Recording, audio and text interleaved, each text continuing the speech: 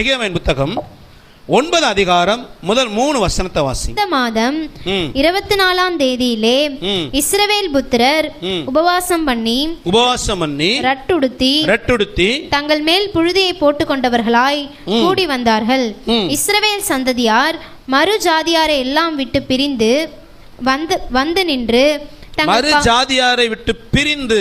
வந்து நின்று தங்கள் பாவங்களையும்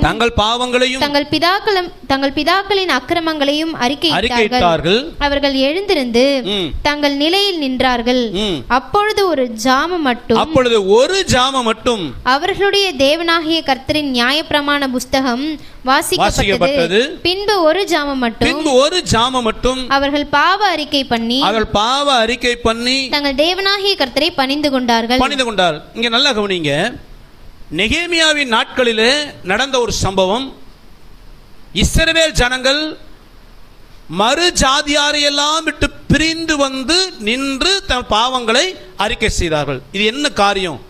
அதாவது இந்த யூத ஜனங்களுக்கு தேவன் ஏற்கனவே பிரமாணங்களை கற்றுக் கொடுத்திருந்தார். இப்படிதான் வாழணும், இப்படி வாழக்கூடாது. அதில் சில விஷயங்களை வந்து அதில் ஒரு காரியம் புறஜாதியாரோட சம்பந்தம் கலக்க கூடாது. புறஜாதியருடைய வழிபாடா இருக்கட்டும், புறஜாதியுடைய விக்கிரக காரியங்களா இருக்கட்டும், புறஜாதியுடைய வாழ்க்கை முறையா இருக்கட்டும், அவங்களோட சம்பந்தம் கலக்காத, அவர்களோடு பெண் கொடுப்பதும் பெண் எடுப்பதுமான காரியங்களை செய்யாத. இதெல்லாம் கற்றுக் கொடுத்த பிரமாணம். அப்படி நீ செய்தீனா, அவளோட சம்பந்தம் கலந்தீனா, நான் உன்னை அந்நிய தேசத்துக்கு அடிமைகளாக விற்று போடுவேன் அப்படின்னு கர்த்தர் ஏற்கனவே சொல்லியிருந்தார். ஆனால் யூத ஜனங்கள் கர்த்தர் வார்த்தை மீறினார்கள். மறு ஜாதியாரிடம் சம்பந்தம் கலந்தார்கள்.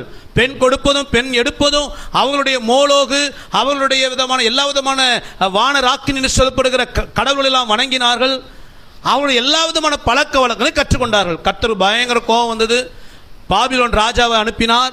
அவன் தேசத்தையே பாழாக்கினான். யூதர்லாம் அடிமையாக கொண்டு போயிட்டான். அப்படி கொண்டு போகப்படும் பொழுது நெகேமியாவும் கொண்டு போகப்பட்டிருந்தார். நெகேமியா சூசான் அரண்மனையில் அரசாங்க வேலையில் இருக்கிறாரு. அப்படி இருக்கும்போது நெகேமியா முதல் அதிகாரம் முதல் 3 வசனம் வாசித்தீங்கன்னா, நெகேமியாவோட சகோதரன் அங்கே வருவார். எருசலேமில் இருந்து சூசான் அரண்மனைக்கு. நெகேமியா கேட்பாரு, எப்பா நம்ம ஊரை தீக்கரையாக்கி இருந்தாங்களே, இப்போ எப்படிப்பா இருக்குது?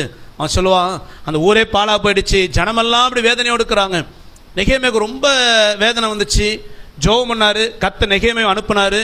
நெகேமியா அலங்கமெல்லாம் கட்டி ஜனங்களை சீர்படுத்த நினைக்கும் போது, எருசலேமிலே மீந்திருந்த ஜனம் ஏற்கனவே நிந்த, ஏற்கனவே அவமானம், ஏற்கனவே தேவ கோபம். இப்ப அதை விட்டு இந்த ஜன எத்தனை பேர் புரிஞ்சது? அவர்களுக்கு எந்த விதமான வரைமுறை கிடையாது. நீ சத்தியத்தை கேட்டு பரிசுத்த வாழ்க்கை வாழ வேண்டிய நபர். நீங்க ஸ்கூல்லையோ காலேஜ்லயோ வேலை செய்யற இடத்துலயோ இருக்கிற நபர்கள், அவங்க பேசுற விதம், அவங்களுடைய வாழ்க்கை முறை, அவங்க மற்றோடு பழகிற விதம் உன்னை இடர பண்ணுமானால் அந்த ஃப்ரெண்ட்ஷிப்பை விட்டு நீ பிரிந்து வந்துத்தான் ஆகணும். நான் ரொம்ப க்ளோஸா பழகிட்டோம், நீ ரொம்ப க்ளோஸா போனீன்னா இயேசுபா விட்டு ரொம்ப தூரமா போயிடுவேன். மறு ஜாதியார் விட்டு பிரிந்தாங்கன்னு என்ன அர்த்தம்? இஸ்ரவேல் ஜனம் இது வரைக்கும் மாமா மச்சான்னு பழகிட்டு இருந்தாங்க. ஒரே தட்டில் சாப்பிட்டான், ஒரே வீட்டில் குடியிருந்தான், ஒரே இடத்து பண்டிகைக்கு போனான்.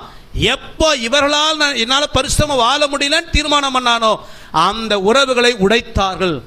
நான் உறவுகளை பிரிப்பதற்காக நான் பேசல. நீ பரிசுத்தமாய் வாழக்கூடாத அளவுக்கு எந்த மனிதர்களோடு இருக்கிற உறவு தடையா இருக்குதோ அந்த உறவை உடைத்துத்தான் ஆகணும். லேலூயா, லேலூயா. சில நபர்களோடு இருக்கிற பழக்கத்தினால உங்களால் ஜெபிக்க முடியல, சில நபர்களோடு இருக்கிற பழக்கத்தினால உங்க சிந்தையை காத்துக்கொள்ள முடியலன்னா அந்த உறவு உடைக்க தான் வேணும். சில மனிதர்கள் மூலமாக பிசாசு கன்னிகளை வைக்கும் பொழுது அந்த கன்னிகள் நாம் தப்பணும் அப்படின்னா இஸ்ரவேல் ஜனங்களைப் போல நாம் அவர்களை விட்டு விலக வேண்டியது அவசியம். அல்லேலூயா.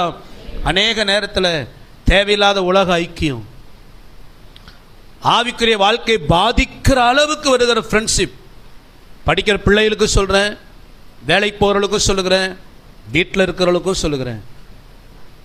எந்த நபர்களோடும் நீங்கள் ஃப்ரெண்ட்ஷிப் தப்பு கிடையாது. அழிந்து போகிற உலகப் பொருட்களினால் சிநேகிதர்களை சம்பாதின். ஆனால் அதுக்கு ஒரு அளவுகோல் இருக்குது.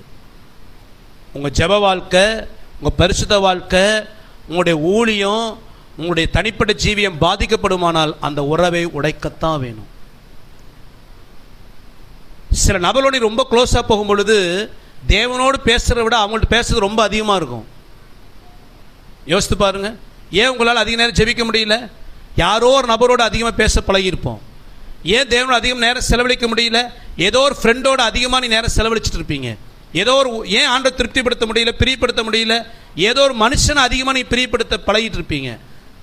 1 கொரிந்தியர் 15:33 வாசித்து பாருங்க. ஆகாத சம்பாஷணை நல்ல ஒழுக்கத்தை. ஏதெல்லாம் ஆகாத சம்பாஷணை தெரியுங்களா? நாங்கள் என்ன தப்பாக பேசுகிறோம், நாங்கள் என்ன தப்பான இடத்துக்கா போகிறோம், நாங்கள் தப்பாக நீ தப்பாக பேசலை, தப்பாக பழகலை.